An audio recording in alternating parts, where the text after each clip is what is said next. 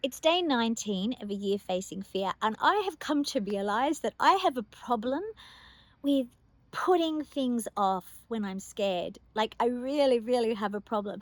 So, today's fear was actually doing something that I find really, really difficult, and that is after you've bought something, particularly if you've bought something or invested in something from a friend and something goes wrong, being able to speak up and complain about it or ask them to fix it, because uh, I have this fear, I guess, of disappointing people and fear of letting people down or doing the wrong thing. I'm actually still working through that. So, a few years ago, a couple of years ago, I bought a product from someone I knew, and it was really quite expensive. It was a couple of $1,000s, and at that time, I didn't have a lot of money to spend.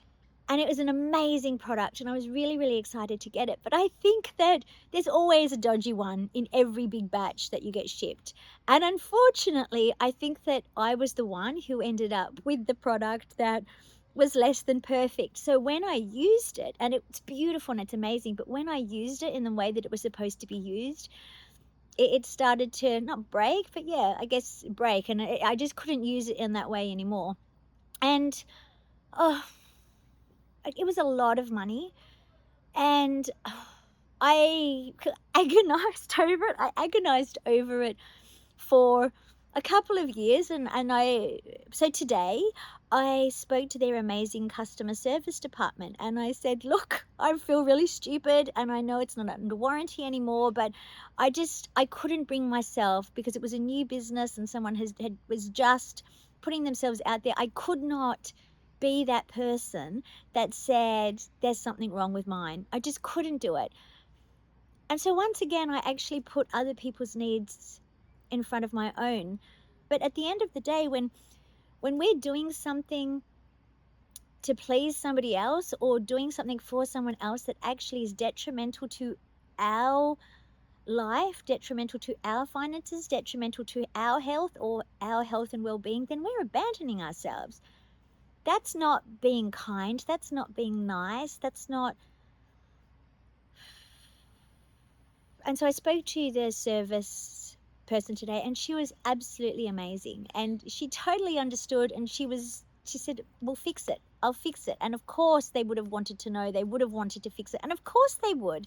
Because if you've got somebody that's bought something and you have an opportunity to make it right, or you've bought it from a supplier and the supplier has sent you the wrong thing, of course you're going to want to just send it back to the supplier and fix it. But I had this fear of disappointment, I don't even know what it was, but I've lived with that sort of, that feeling inside that stays there. I guess a sense of disappointment with myself because I didn't have the bloody guts to just say, hey, and have a conversation. And so after I spoke to them today, and they were so amazing, it just felt incredible. And I looked on my phone and I had photos from a year ago and video where I had taken photos and videos to actually have a conversation about it then. And then I still hadn't done it. And so today, a year facing fear, day 19, I had that conversation and it was fine. It was better than fine. It was me being honest about a situation that I'd found myself. It was me advocating for myself. And how many of us don't do that? How many of us in our lives to please and appease, to make someone else feel better, or to not disappoint other people, we don't share our truth. And then deep down there's that level of resentment or that level of frustration because they should know, they should be a mind reader, and of course they don't know. They're not going to know if we don't tell them. So I don't know if there's anything that you've been putting off like me for years. I have gone through a list and I can tell you there is a lot that I have put off. The list, when I first started this challenge, I thought, how am I going to get to 365? Let me tell you something. I could probably get to 1,000 things that I have put off or avoided because of fear. And that just blows my mind because we get into this habit, or I certainly have gotten into this habit And I hadn't even realized. I hadn't realized in how many ways it had affected my life. And so I invite you, thank you so much for joining me, by the way. And thank you for all your comments. I invite you to follow along the journey, join the Facebook group, A Year Facing Fear.